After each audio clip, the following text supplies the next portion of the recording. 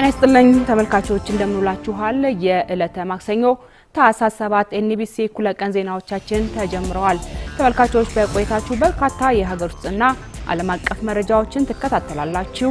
አብራችሁን ቆዩ። አርዕስተ ዜናውን እናስቀድማለን።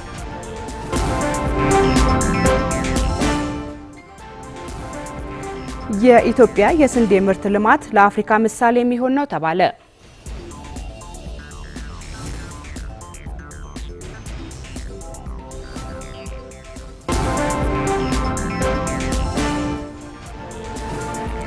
የኢትዮጵያ ብሔራዊ ምርጫ ቦርድ 7ኛውን ጠቅላላ ምርጫ ለሚታዘቡ 45 የሀገር ውስጥ ታዛቢዎች እውቅና ሰጠ።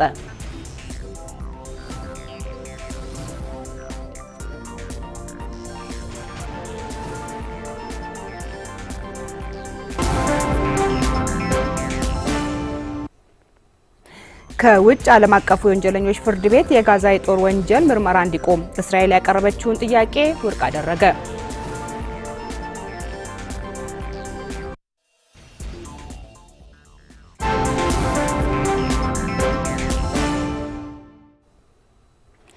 ተመልካቾች የሀገር ውስጥ አጫጭር ጉዳዮችን በማስቀደም እንጀምራለን። ዜናዎቹን ወደ እናንተ ማድረስ ደግሞ ቆንጂት ዘውዴ አብሬያችሁ ቆያለሁ። የኢትዮጵያ የስንዴ ምርት ልማት ለአፍሪካ ምሳሌ የሚሆን ነው ተባለ። ኢትዮጵያ በስፋት እያከናወነች የምትገኘው የስንዴ ልማት ስራ ለአፍሪካ ምሳሌ የሚሆን ተግባር ነው ያሉት የናሚቢያ የግብርና ሚኒስትር ምክትል ሚኒስትር ሩት ማሳኬ ናቸው። የአፍሪካ ሀገራት የግብርና ምርታማነትን ለማሳደግ የጋራ ትብብራቸውን ማጠናከር እንዳለባቸው ሚኒስትሯ አሳስበዋል። በኢትዮጵያ በፍጥነት እያደገ የመጣው የስንዴ ምርታማነት በአፍሪካ የግብርና ዘርፍ ስኬቶች መካከል አንዱ ነው። ለበርካታ አስርት ዓመታት ኢትዮጵያ የስንዴ ፍላጎቷን ታሟላ የነበረው ከውጭ በምታስገባው ምርት ሲሆን ይህም ለከፍተኛ የውጭ ምንዛሪ ከመዳረጉ ባሻገር የሀገር ውስጥ ፍላጎትን በበቂ ሁኔታ ሳይሸፍን ቆይቷል። ይህን በመቀልበስ ነው ሀገሪቱ በስንዴ ምርት ራስን ወደ መቻል የተሸጋገረችው። ምክትል ሚኒስትር ሩት ማሳኬ ከኢዜአ ጋር ባደረጉት ቆይታ የኢትዮጵያን እያደገ የመጣ የስንዴ ምርታማነትን አድንቀዋል። ለአፍሪካ ምሳሌ የሚሆን ሌሎች ሀገራትም ተሞክሮ ሊወስዱበት የሚገባ መሆኑን ነው ያመላከቱት።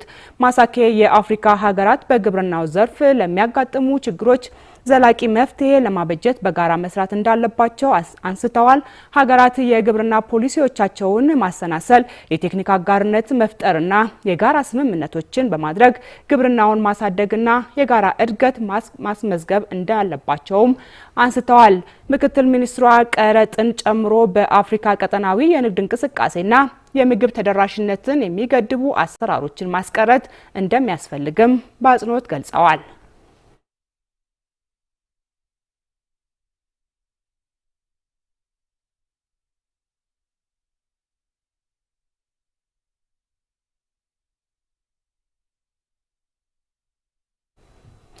የኢንፎርሜሽን መረብ ደህንነት አስተዳደር የዲጂታል ሉዓላዊነትን በማረጋገጥ ቁልፍ መሰረተ ልማቶች ከጥቃት መከላከል የሚያስችል ስራዎችን እያከናወንኩኝ ነው አለ።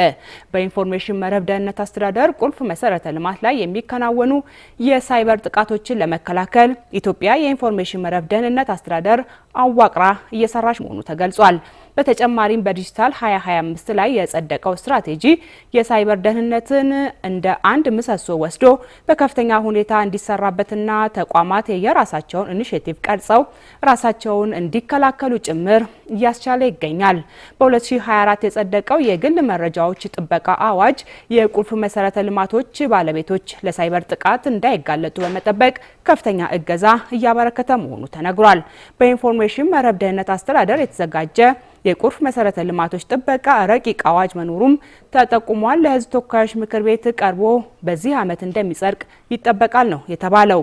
ይህም ቁልፍ መሰረተ ልማቶችን ለመጠበቅ ከፍተኛ አቅም እንደሚሆን ነው ኢዜአ የዘገበው።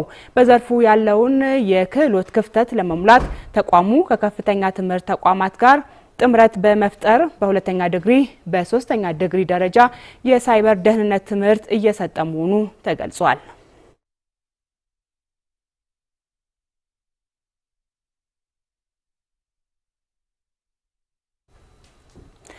የኢትዮጵያ ብሔራዊ ምርጫ ቦርድ 7ኛውን ጠቅላላ ምርጫ ለሚታዘቡ 45 የሀገር ውስጥ ታዛቢዎች እውቅና ሰርተፊኬት መስጠቱን አስታወቀ። ቦርዱ በተሰጠው ስልጣን መሰረት ሰባተኛውን ጠቅላላ ምርጫ ለሚታዘቡና መስፈርቱን ላሟሉ 45 የሀገር ውስጥ ታዛቢዎች የእውቅና ሰርተፊኬት መስጠቱ ነው የተገለጸው።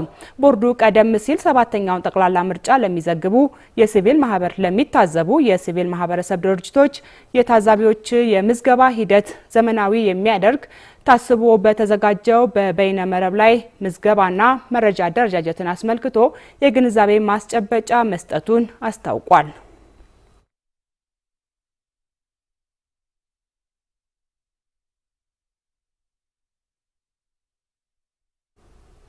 የማሊ የሙዚቃ ንግስት ኡሙ ሳንጋሬ የአዲስ አበባ ለውጥ ከጠበቅኩት በላይ አስደንቆኛል አለች።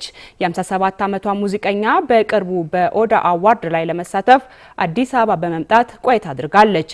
ኡሙ ሳንጋሬ ከፐልስ ኦፍ አፍሪካ ጋር ባደረገችው ቆይታ እንጦጦ ፓርክና ሙዚየሞችን ጨምሮ ሌሎች በመዲናዋ የተሰሩ አዳዲስ የልማት ስራዎችን መጎብኘቷን ተናግራለች። ሳንጋሬ በጎበኘቻቸው ቦታዎች ደስተኛ መሆኗን ተናግራለች። የከተማዋ ለውጥ ከጠበቅኩት በላይ አስገርሞኛል ያለችው ድምጻይቷ በኒውዮርክ ከተማ ያለው ያህል ተሰምቶኛል ስትል ነው ስሜቷን የገለጸችው። ከሙዚቃ ዘርፍ ጋር በተያያዘ የአፍሪካ ወጣት ሙዚቀኞች የኪነ ጥበብ ስራዎቻቸውን ከአህጉሪቱ እሴቶች ጋር በማጣመር የአፍሪካ መልክ ለዓለም ማስተዋወቅ እንዳለባቸው ተናግራለች። የአፍሪካ ሙዚቃ ቱባ ሀብት ያለ መሆኑን የገለጸችው ሳንጋሬ ይህንን አቅም የአህጉሪቷ ታሪክና ትውፊት በሚያሳይ መልኩ መቅረብ እንዳለበት ነው የገለጸችው።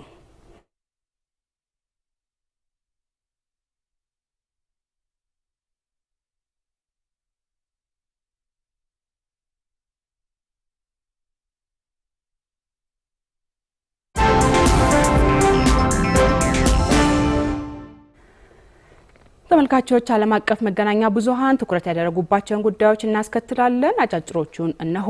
በምስራቅ ዲሞክራቲክ ሪፐብሊክ ኮንጎ የሚንቀሳቀሰው አማጺ ኃይል አካባቢውን ለቆ መውጣቱን አስታወቀ። በደቡብ ኪቩ ግዛት የሚንቀሳቀሰው ታጣቂ ኃይል ቅድመ ሁኔታዎችን በማስቀመጥ ነው በጊዜያዊነት ተቆጣጥሮት ከነበረው አካባቢ ለቆ የወጣው። ዩናይትድ ስቴትስና ሌሎች አጋር አካላት በቅርቡ ተጨማሪ ደም መፋሰስ እንዳይኖር የሰላም ስምምነት መፈራረማቸው የሚታወስ ነው። ሆኖም በተያዘው የፈረንጆቹ ወር መጀመሪያ የኤም23 ታጣቂ ቡድን የሩዋንዳና የኮንጎ ፕሬዝዳንቶች በዋይት ሃውስ ተገኝተው የሰላም ስምምነት ከፈረሙ በኋላ የኪቩ ግዛት የግጭት ማዕከሉ አድርጎ ቆይቷል። ቡድኑ አሁን የወሰደው እርምጃ የተካሄደ የሚገኘውን የሰላም ንግግሮችን ለማነቃቃት ያስችላል፣ ሌሎች የሚያደርጉትንም ጥረት ይደግፋል ሲል በመግለጫ አመላክቷል። በምስራቅ ኮንጎ ያለው ሁኔታ አሁንም ያልተረጋጋ ነው ሲል የዘገበው አፍሪካ ኒውስ ቡድኑ በተቆጣጠራቸው ከተሞች በተፈጠሩ ግጭቶች ንጹሃን ዜጎች ለሞትና ከቤት ንብረታቸው እንዲፈናቀሉ አድርጓል ብሏል።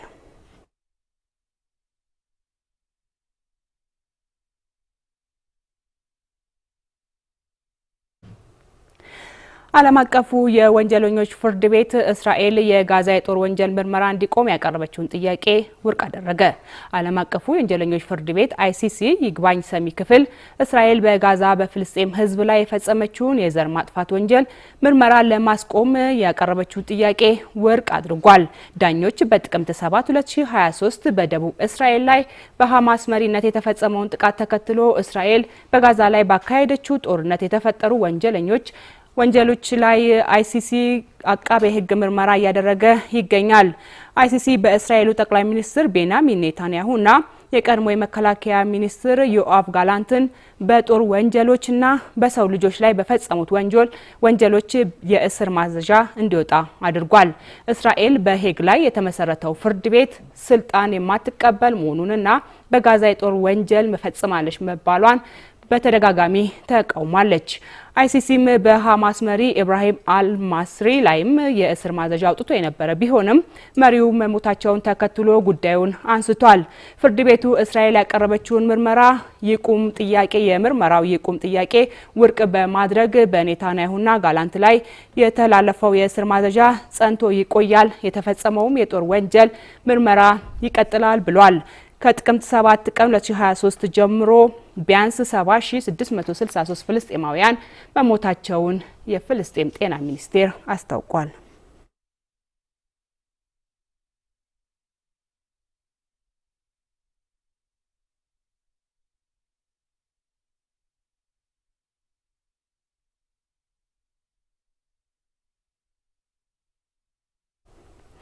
እንቀጥላለን ተመልካቾች። አሜሪካ ለዩክሬን ኔቶ መሰል ጠንካራ የጸጥታ ዋስትና ለመስጠት ቃል መግባቷን አስታወቀች። የዋሽንግተንን ማርሽ ቀያሪ ሀሳብ ሩሲያም እንደምትቀበለው እምነት እንዳላት የአሜሪካን ባለስልጣናት ገልጸዋል። በጀርመን በርሊን ለሰዓታት በተደረገው ስብሰባ ከፕሬዝዳንት ዘለንስኪ ጋር አዎንታዊ ቆይታ ማድረጋቸውን የተናገሩት የአሜሪካ ባለስልጣናት ዶናልድ ትራምፕ ከዩክሬንና ሩሲያ መሪዎች ጋር በጉዳዩ ዙሪያ እንደሚመክሩበት አስታውቀዋል። ዩክሬን ኔቶን መሰል የጸጥታ ዋስትና በአሜሪካ ስለተሰጣት ስምምነቱ መቀጠል እንዳለበት አጽንኦት ሰጥተዋል። ባለስልጣናቱ በኔቶ መተዳደሪያ ደንብ አንቀጽ 5 መሰረት አንድ የኔቶ አባል ሀገር ሲነካ ሁሉም እንደተነካ ይቆጠራል ይላል።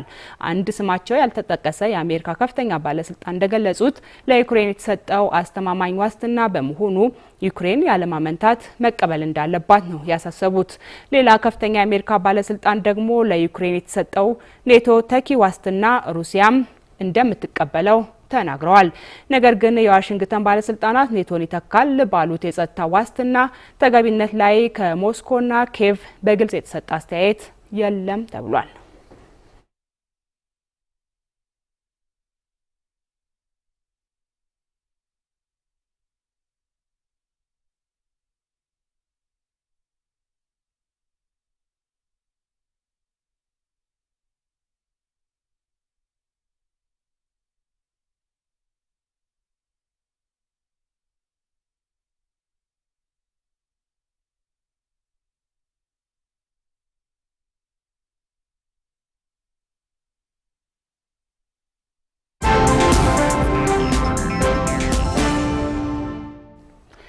ተመልካቾች የሀገር ውስጥ ዝርዝር ጉዳዮችን ነው ወደ እናንተ የምናደርሰው። ስድስተኛው የኢፌዴሪ ሕዝብ ተወካዮች ምክር ቤት አምስተኛ የስራ ዘመን አራተኛ መደበኛ ስብሰባውን አካሂዷል። በስብሰባው የትራንስፖርትና ሎጂስቲክስ ሚኒስትር አለሙ ስሜ ከምክር ቤት አባላት ለቀረቡላቸው ጥያቄ ምላሽና ማብራሪያ ሰጥተዋል። ኢትዮጵያ የትራንስፖርትና ሎጂስቲክስ አገልግሎቱ ላይ የሚስተዋሉ ብልሹ አሰራሮችን ለመቅረፍ ብሎም ቀልጣፋ አሰራርን ለመዘርጋት ዘርፉን በቴክኖሎጂ ለማዘመን የተሰራ መሆኑን ሚኒስትሩ ጠቁመዋል። በውጭ ንግድ ቀልጣፋ አገልግሎትን በመዘርጋትም ቴክኖሎጂን ያገናዘበ አሰራር ተግባራዊ እየተደረገ መሆኑን ገልጸዋል። ስብሰባውን ስትከታተል የቆየችው ባልደረባችን ሰላም ይልማ ተጨማሪ መረጃዎችን ልትሰጠን ስቱዲዮ ትገኛለች። ሰላም እንደምንውለሻል? እንደምንውለሻል ቆንጅት። ሌሎች ምን የተነሱ ጉዳዮች አሉ በስብሰባው?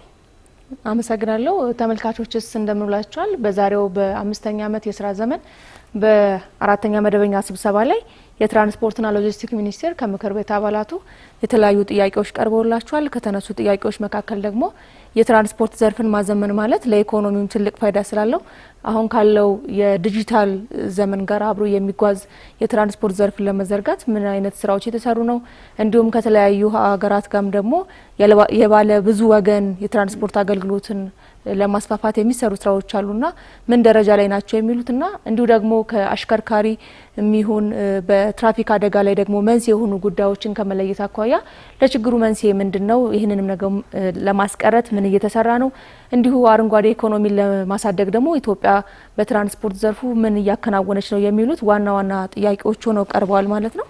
በዋነኛነት ከተነሱት ጉዳዮች መካከል አሁንም አሳሳቢነቱ የቀጠለው የትራፊክ አደጋ ችግር ነው። ስለዚህ ይህ የትራፊክ አደጋ ችግር ይጠናል ወይ፣ እንዴት ነው በሚኒስቴር መስሪያ ቤት ውስጥ ምን ያህል ትኩረት ተሰጥቶታል የሚል ጥያቄ በተደጋጋሚ ተነስቷል። ለዚህ ደግሞ በዋነኛነት አሽከርካሪዎች ዋነኛውን ድርሻ ይወስዳሉ። እስከዛሬ ስንሳሳትም የነበረው ትኩረታችን ያደረግነው ግንዛቤ ስንሰራ የነበረው ለብዙሃኑ ለህዝቡ ነው። ሆኖም ግን ከ68 እስከ 70% ትራፊክ አደጋ መንስኤ የሚሆነው አሽከርካሪ በሚፈጽማቸው ጉድለቶች ነውና አሁን ትኩረታችን ያደረግነው ወደ አሽከርካሪዎች ፊታችንን አዙረን እነሱን የማሰልጠን እንዲሁ ደግሞ ከስራና ክህሎት ጋር በመሆን ሙያቸውን ስነ ምግባርን ያከበሩ ሙያ ያላቸው አሽከርካሪዎችን ለማፍራት እየተሰራ ነው። እንዲሁ ደግሞ በፈተና ጭምር ደግሞ የማረጋገጥ ስራ ይሰራል ነው ከዚህ በኋላ የተባለው። የፈተና ተሰጥቶ በተለይ የከባድ ተሽከርካሪ አሽከርካሪዎች ለዚህ ትልቅ ድርሻ ስለሚወስዱ ላደጋው ማለት ነው እነሱን በፌዴራል ደረጃ በሚኒስቴር መስሪያ ቤቱ ፈተና በማቅረብ የሙያ ማረጋገጫ ፈተና የሚሰጥበት እንደሆነም ዛሬ ሚኒስትሩ በዚሁ ጉዳይ ላይ አንስተዋል።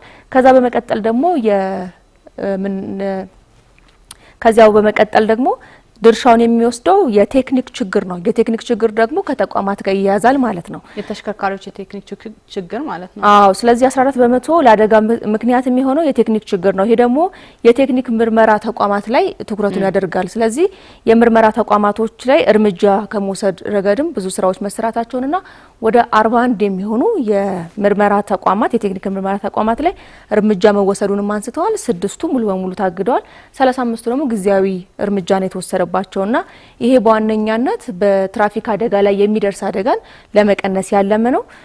የተጨበረበሩ መንጃ ፍቃዶች ደግሞ እንዲሰረዙም በማድረግም በርካታ ስራዎች መስራታቸውን ተነስቷል። ቁጥራዊ መረጃም ሲነሳ ወደ 83000 በላይ የሚሆን የግንዛቤ ስራ ከዚሁ ጋር ተገናኝቶ መስራቱን ያነሱት ማለት ነው። በተደጋጋሚ ግን ከምክር ቤት አባላት ሲነሱ የነበሩ ጥያቄዎች የቅጣት ተደጋግሞ ይሰማል። ይህ ደግሞ ቅጣቱ አስፈላጊም አይደለም፣ ያ ትክክል አይደለም። ስለዚህ ሰዎች በቅጣት ሊማሩ አይችሉም፣ ስራ የማይሰሩበት ደረጃ ድረስ ደርሷል የሚሉ ጉዳዮች ተነስተው ነበረ።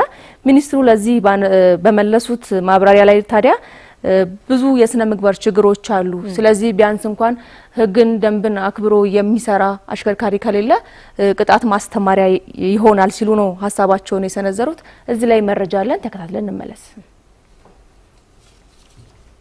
በእኛ እምነት ቅጣት ነው የሌለው፣ ስላልተቀጣ ነው ሰው የሚያጠፋው።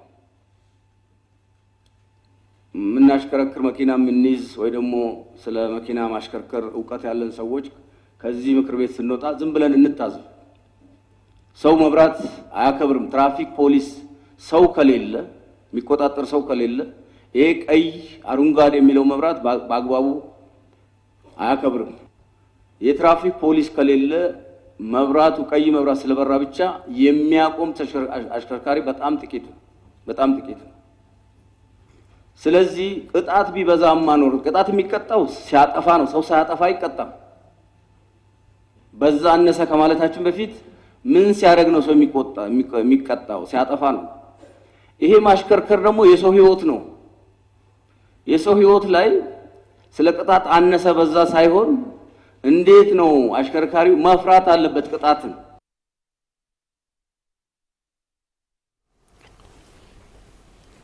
እዚሁ ላይ ተጨማሪም ደግሞ ሀሳብ የተነሳበት ምንድነው ኢትዮጵያ ያላትን የትራንስፖርትና ሎጂስቲክስ ሲስተምን ለማሳደግ በሚሰራ ስራ ላይ በተባበሩት መንግስታት አዘጋጅነት በቱርክሜኒስታን አዋዛ ከተማ ላይ ወደብ አልባ ሀገራቶች መክረው ነበር ከዚህ ቀደምና እዛ ላይም የትራንስፖርትና ሎጂስቲክ ሚኒስትሩ ሉክ ተገኝቷል።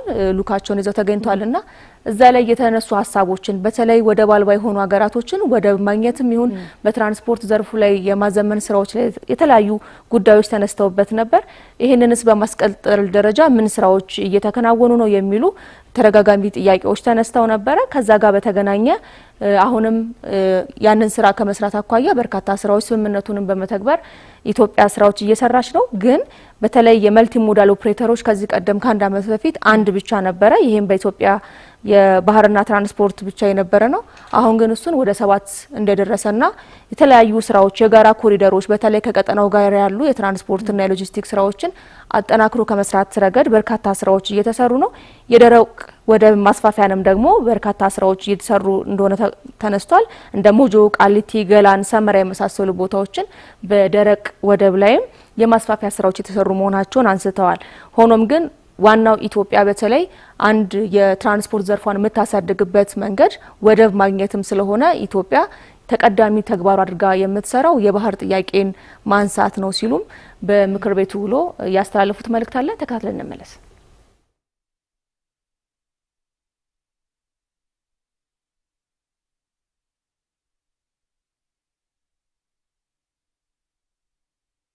በዚሁ መድረክ ላይ እነዚህ 32 ሀገሮች አብዛኞቹ የባህር በር የተዘጋባቸው በኮሎኒያሊስቶች አሻጥር እንደሆነ መግባባት ተደርሷል።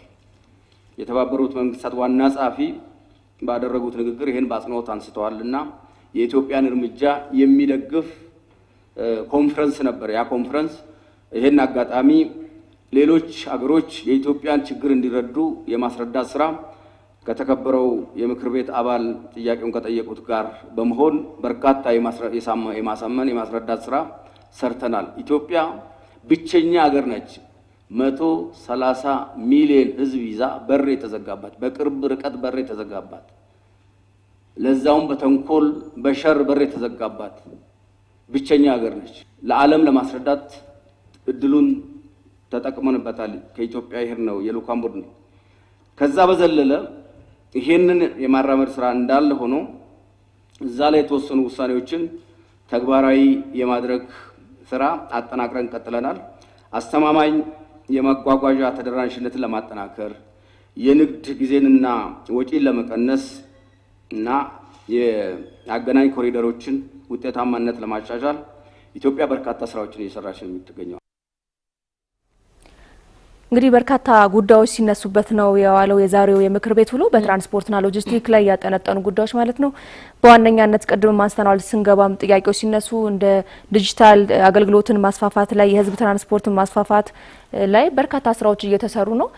ካለን ሰዓት አኳያ ይሄን ያህል ካልኩኝ በቃል በኤንቢሲ ማታ ደግሞ ዝርዝር መረጃዎችን አደርሳለሁኝ። አመሰግናለሁ ሰላም። አመሰግናለሁ እኔ እንቀጥላለን ተመልካቾች። ወደ ሌላኛው ዝርዝር ጉዳያችን ነው የምናልፈው። አዲስ አበባን ከዓለም አቀፍ ከተሞች ጋር ተወዳዳሪ ለማድረግ በሚሰሩ ስራዎች የቱሪዝም ዘርፍ ላይ ውጤታማ ለውጥ መገኘቱ ተገለጸ።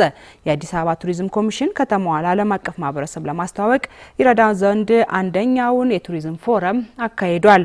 ኮሚሽኑ ቱሪዝምን በማሳደግ ከተማዋን ለዓለም አቀፉ ማህበረሰብ ለማስተዋወቅ በማለም ያበለጸጋቸውን ዲጂታል መተግበሪያዎችንም በመድረኩ ይፋ አድርጓል። ሀዊያ ጫሉ በዝርዝር ተመልክተዋለች። አዲስ አበባ ከዓለም አቀፍ ከተሞች ጋር ተወዳዳሪ እንድትሆን በርካታ የማስተዋወቅ ስራዎች እየተሰሩ ይገኛሉ።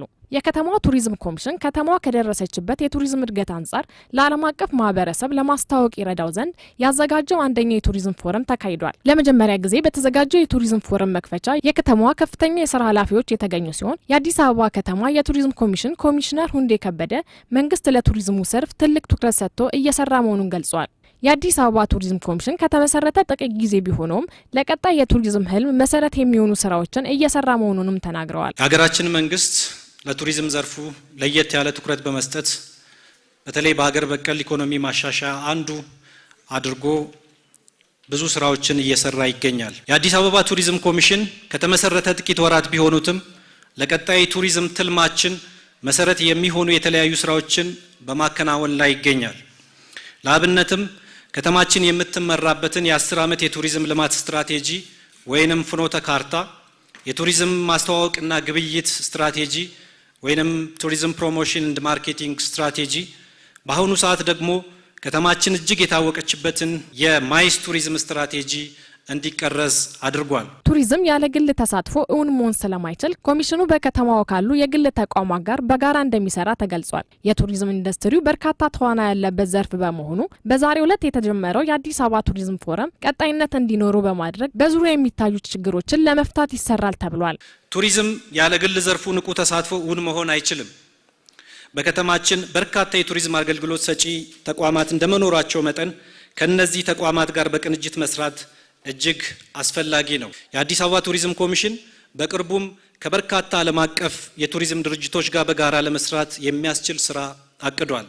ይህም ከተማችንን በዓለም አቀፍ ደረጃ ለማስተዋወቅ የያዝነውን እቅድ እውን እንድናደርግ ያግዘናል። የአዲስ አበባ ከተማ ምክር ቤት ዋና አፈ ጉባኤ ቡዜና አልከድር ባደረጉት ንግግር አዲስ አበባ የበርካታ ተፈጥሯዊና ሰው ሰራሽ የቱሪዝም መስህብ ባለቤት ከመሆኗን ባሻገር ያላትን እምቅ ሀብት አልምቶ ጥቅም ላይ ማዋል እንደሚገባ ተናግረዋል። ከተማችን አዲስ አበባ የበርካታ ተፈጥሯዊና ሰው ሰራሽ የቱሪዝም መስህብ ጸጋዎች ባለቤት ከመሆኗ ባሻገር ያላትን እምቅ የቱሪዝም ሀብቶች አልምቶ ለከተማችን የኢኮኖሚ እንቅስቃሴ ውስጥ ፋይዳ ሊያመጣ በሚችል መልኩ መጠቀም ያስፈልጋል። ከተማ አስተዳደሩ የከተማው ማህበረሰብ ኢኮኖሚያዊና ማህበራዊ ጠቀሜታ ከማረጋገጥ አንጻር ከፍተኛ ሚና የሚጫወቱ ስራዎችን እየሰራ መሆኑን ገልጾ ይህም የቱሪዝም ፍሰት ለመጨመር ከፍተኛ ሚና እንዳለው ተናግረዋል። የአዲስ አበባ ከተማ አስተዳደርም የከተማውን ማህበረሰብ ኢኮኖሚያዊ እና ማህበራዊ ተጠቃሚነት ከማረጋገጥ አንጻር ከፍተኛ ሚና የሚጫወት የቱሪዝም መዳረሻ የመሰረተ ልማትና በመዝናኛ ዘርፉ ምርታ ሊያመጡ የሚችሉ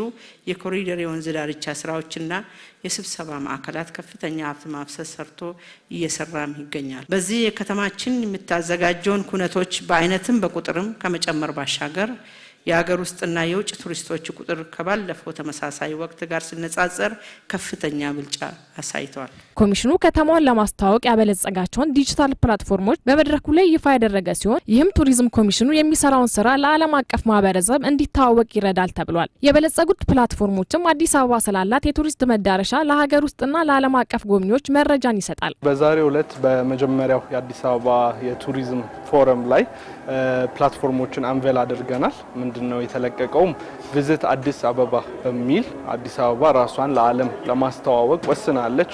በኮሚሽኑም እንደ መሪ ቃል ተመርጦ አዲስ አበባን ይጎብኙ በሚል ራሳችንን የማስተዋወቅ ስራ ንቅናቄ ኢኒሼቲቭ ጀምረናል። ወደ ስራ ገብቷል ከዛሬ ጀምሮ። በዛሬው ቀን ወደ ስራ የገቡት የመጀመሪያው የአዲስ አበባ የቱሪዝም ኮሚሽን የኮርፖሬት ፕላትፎርም ወይም ደግሞ የኮርፖሬት ዌብሳይት በአገልግሎት ላይ ቀርቧል። ይህም ዓላማው ቱሪዝም ኮሚሽኑ የሚሰራቸውን ስራዎች፣ አገልግሎቶች ለዓለም አቀፉ ማህበረሰብ ለራሱም ማስተዋወቅ እንዲችል ነው። ከዚህ በተጨማሪ በዋነኝነት ቪዚት አዲስ አበባ .ኢቲ የሚባል ፕላትፎርም በልጽጎ ቀርቧል። ዌብ አፕሊኬሽን ነው። ዓላማውም በዋነኝነት ለቱሪስቶች አዲስ አበባ ስላሏት መስህቦች፣ ስላለው ባህል፣ ስላለው ምግብ፣ ስለተለያዩ ነገሮች ቱሪስቶች ወደ ከተማችን መምጣት ሲፈልጉ ማግኘት ስለሚፈልጓቸው ኢንፎርሜሽኖች ሙሉ ከአንድ ቦታ እንዲያገኙ የዴስቲኔሽን ፕላትፎርም እሱም በአገልግሎት ላይ ውሏል። በመድረኩ ላይ የስዕል ኤግዚቢሽንና የንግድ አውደ ርዕይ ለእይታ የበቃ ሲሆን ፎረሙ ከታህሳስ 5 እስከ 7 የሚቆይ ይሆናል።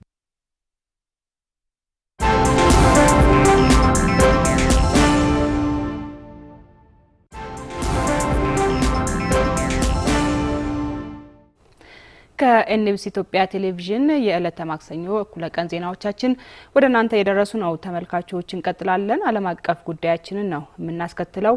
በአውስትራሊያ ቦንዳ ከተፈጸመው ጥቃት ጋር ኢራን ስሟ እየተነሳ ይገኛል። ሀገሪቱ በጥቃቱ ካለችበት እስራኤል በኢራን ላይ ወታደራዊ እርምጃ እንደምትወስድ አስጠንቅቃለች። ዋሽንግተንም ሙሉ ድጋፌን እሰጣለሁ ብላለች። በትንታኔ ተመልክተነዋል፣ እንደሚከተለው ይቀርባል። ኢራን በአውስትራሊያ ቦንዳ የባህር ዳርቻ የመዝናኛ ስፍራ ከተፈጸመው ጥቃት ጋር ግንኙነት ካላት ዋሽንግተን እስራኤል በኢራን ላይ ጥቃት ትፈጽም ዘንድ ሙሉ ድጋፉን ያደርጋል አሉ አንድ ከፍተኛ የአሜሪካ ባለስልጣን። በሌላም ዜና የአውስትራሊያው ጠቅላይ ሚኒስትር የቦንዳይ ጥቃት በኢስላሚክ ስቴት የጥቃት ስሌት የተቃኘ ነው ሲሉ አስታውቀዋል። ይህንኑ ርዕሰ ጉዳይ በዓለም አቀፉ ትንታኔ ዘገባችንም መርጠን ተመልክተነዋል። ከትንታኔ ዘገባው ጋር ትዕግስቱ በቀለ ነኝ። ከትናንት በስቲያ እሁድ ዕለት በሲድኒ የተፈጸመው የሽብር ጥቃት በኢራን እንደሚደገፉ በሚነገርላቸው የውጭ የሽብር ሴል እንደሆነ የኢዝራኤል ባለስልጣናት ያምናሉ ነው የሚባለው። የኢዝራኤል ብዙሃን መገናኛዎች እንደገለጡትም ኢራን በዚያ የቦንዳይ ጥቃት የመጀመሪያዋና ዋና ተጠርጣሪ ናት። ከዚያም ውጭ ሄዝቦላ፣ ሐማስና የፓኪስታኑ ላሻካር ኤታይባም ሳይኖሩበት አይቀርም የሚል መረጃ ነው ያሰራጩት። በሌላም ዜና የዚሁ የኢራን በአውስትራሊያ አይሁዳውያኑ ጥቃት ጥርጣሬ የፈጠረው ዛቻና መላምት ብዙዎችን ብዙ እያባባለ ነው። የኢዝራኤል ባለስልጣናት በውጭ የሚኖሩ አይሁዳውያን ማህበረሰብ ጥቃት እንዳይደርስባቸው ወይም እንዳይፈጸምባቸው በሚል ከጥርጣሬ ባለፈ የመንግስታት ግንኙነትና ምክክር ማድረጋቸውም አልቀረም። ምን ያደርጋል የቀነ ገዶሎን ሚዳቋ ማዘለውን ሆኖ ባለፈው እሁድ በሲድኒ አውስትራሊያ የቦንዳይ የባህር ዳርቻ ለመዝናናትና በዚያች ሀገር የሚኖሩት አይሁዳውያን የሃኑካን በዓል ለመታደም በወጡበት 15 አይሁዳውያን ተገድለዋል። አሁን ታዲያ የዚያ የአውስትራሊያው የቦንዳይ ጥቃት በኢራን የተሰላና የተሳለ ከሆነ ስትል እስራኤል በጥልቀት ጉዳዩን እየመረመረችው ነው። አሜሪካም በወገኗ የኢራን እጅ ካለበት በሚል አርጩሜዋን እየበጠሰች ነው። አንድ የአሜሪካ ከፍተኛ ባለስልጣን አሉ ከፎክስ ኒውስ ጋር በነበራቸው ሰፊ ቃለ ምልልስ በአውስትራሊያ በተፈጸመው ጥቃት የኢራን እጅ ካለበት እስራኤል በቀጥታ በኢራን ላይ የወታደራዊ ጥቃት መሰንዘር አለባት፣ ለዚያ ደግሞ ዋሽንግተን ሙሉ ድጋፉን ያደርጋል ነው ያሉት። የአሜሪካና የኢዝራኤል ባለስልጣናት የዓለም አቀፉ ማህበረሰብ ኢራንን የውጭ አሸባሪዎችን ስታደራጅ እርምጃ ከመውሰድ ቸል ብሏታል በሚል ወቀሳ ያቀርባሉ። በሲድኒ የተፈጸመው አሳዛኙ ጥቃት ምን ያህል አሸባሪዎች በተለይም የአይኤስ ኃይሎች መላዋን ዓለም ለማተራመስ ምን ያህል ብቃት እንዳላቸው የሚያሳይ መሆኑን የሚገልጡት ብዙዎች ናቸው። በዚያ የቦንዳይ የባህር ዳርቻ የአይሁዳውያኑን በዓል ሲያከብሩ የነበሩት አባትና ልጅ በእነዚያ አሸባሪ ኃይሎች አስከፊ የጥቃት ኢላማ መሆናቸውን ዘገባው ያትታል። ጥቃቱን የፈጸሙት ኃይሎች ኃይሎች ከአይኤስ ጋር የተያያዘ ስም ያላቸው ናቸው። የአይኤስ ኃይሎች በጋዛ ሰርጥ ለተያዘው አስከፊና ዘግናኝ ጥቃት ወዲያ ምዕራባኑ በአፍጋኒስታን ለነበራቸው ሚና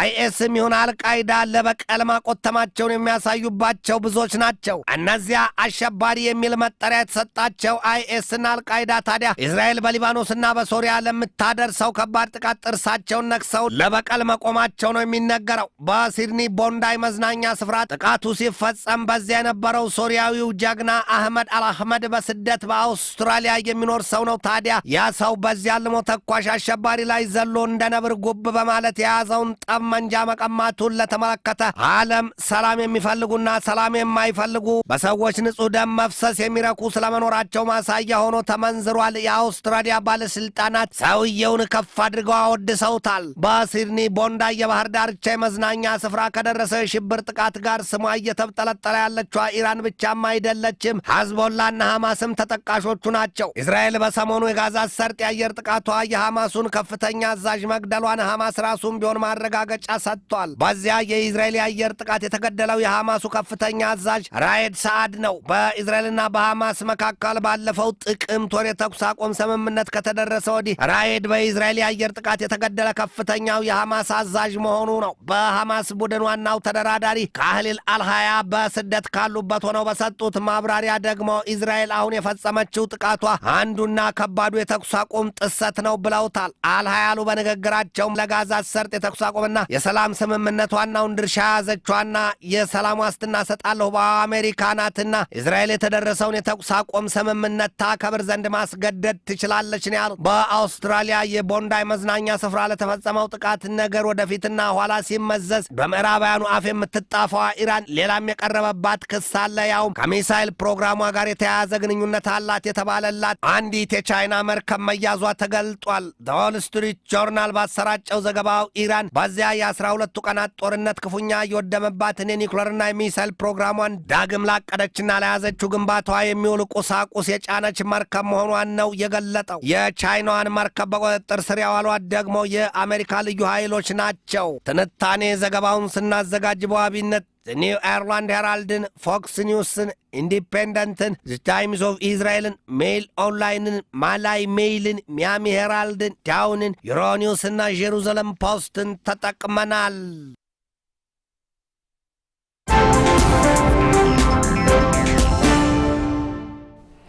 ተመልካቾች ዜናዎቻችን እንደቀጠሉ ናቸው። አሁን ደግሞ የስፖርት መረጃዎችን እንከታተላለን።